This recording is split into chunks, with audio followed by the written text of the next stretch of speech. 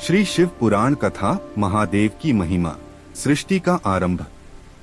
बहुत प्राचीन समय की बात है, जब इस संसार में न दिन था न रात, न धरती थी न आकाश। चारों ओर केवल अंधकार और अनंत जल ही जल था। उसी अनंत शून्य में एक दिव्य प्रकाश प्रकट हुआ। वह प्रकाश किसी और का नहीं बल्कि भगवान शिव का था। वे आदि भी हैं, अनंत भी हैं और समस्त सृष्टि के स्वामी हैं। भगवान शिव की इच्छा से सृष्टि की रचना प्रारंभ हुई। उन्होंने अपनी शक्ति से ब्रह्मा जी को उत्पन्न किया, जिन्हें सृष्टि की रचना का कार्य मिला, और विष्णु जी को संसार के पालन का कार्य सौंपा गया। लेकिन भगवान शिव स्वयं सृष्टि से परे ध्यान और समाधि में रहने वाले महादेव हैं। शिव की तपस्या और संसार। कैलाश पर्वत पर भगवान शिव गहन ध्यान में लीन रहते थे।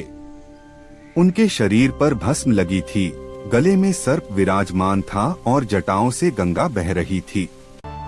देवता, ऋषि और मनुष्य सभी उनकी भक्ति करते थे। जो भी सच्चे मन से ओम नमः शिवाय का जप करता, उसकी हर इच्छा पूरी हो जाती। भगवान शिव बहुत भोले हैं, इसलिए उन्हें भोलेनाथ भी कहा जाता है। वे अपने भक्तों की भक्ति से तुरंत प्रसन्न हो जाते हैं। एक भक्त की परीक्षा। एक बार एक गरीब ब्राह्मण था। वह बहुत गरीब था, लेकिन भगवान शिव का बहुत बड़ा भक्त था। हर दिन वह जंगल से लकड़ी लाता, बेचकर जो थोड़ा पैसा मिलता उससे घर चलाता और मंदिर में शिवलिंग पर जल चढ़ाता। एक दिन उसके घर में खाने के लिए कुछ भी नहीं था। पत्नी ने कहा, आज घर में अनाज नहीं है, बच्चों को क्या खिलाएं? ब्राह्मण ने शांत मन से कहा, चिंता मत करो, महादेव सब ठीक करेंगे।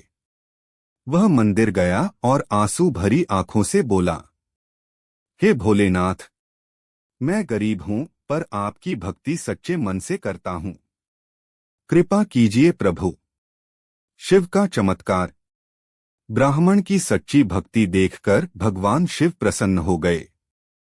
उसी रात भगवान शिव एक साधु के रूप में उसके घर आए और बोले, बेटा, यह धन रख लो और अपने परिवार का पालन करो। सुबह जब ब्राह्मण उठा तो देखा कि घर में अनाज, धन और खुशियां भर गई थीं। ब्राह्मण समझ गया कि यह सब भगवान शिव की कृपा है। कथा का संदेश। इस कथा से हमें यह सीख मिलती है कि भगवान शिव सच्चे भक्तों की हमेशा रक्षा करते हैं।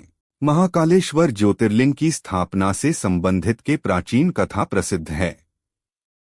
कथा के अनुसार एक बार अवंतिका नाम के राज्य में राजा वृषभसेन नाम के राजा राज्य करते थे। राजा वृषभसेन भगवान शिव के अन्य भक्त थे। अपनी दैनिक दिनचर्या का अधिकतर भाग वे भगवान शिव की भक्ति में लगाते थे। एक बार पड़ोसी राजा ने उनके राज्य पर हमला कर दिया। राजा वृषभसेन अपने साहस और पुरुषार्थ से इस युद्ध को जीतने में सफल रहा। इस पर पड़ोसी राजा ने युद्ध में विजय प्राप्त करने के लिए अन्य किसी मार्ग का उपयोग करना उचित समझा। इसके लिए उसने एक असुर की सहायता ली। उस असुर को अदृश्य होने का वरदान प्राप्त था। राक्षस ने अपनी अनोखी विद्या का प्रयोग करते हुए अवंतिका राज्य पर अनेक हमले की। इन हमलों से बचने के लिए राजा वृषभसेन ने भगवान शिव की शरण लेनी उपयुक्त समझी। अपने भक्त की पुकार सुनकर भगवान शिव वहां प्रकट हुए और उन्होंने स्वयं ही प्रजा की रक्षा की। इस पर राजा वृषभसेन ने भगवान शिव से अवंतिका राज्य में ही रहने का आग्रह किया, जिससे भविष्य में अन्य किसी आक्रमण से बचा जा सके। राजा की प्रार्थना सुनकर भगवान वहां ज्योतिर्लिंग के रूप में प्रकट हुए और उसी समय से उज्जैन में महाकालेश्वर की पूजा की जाती है।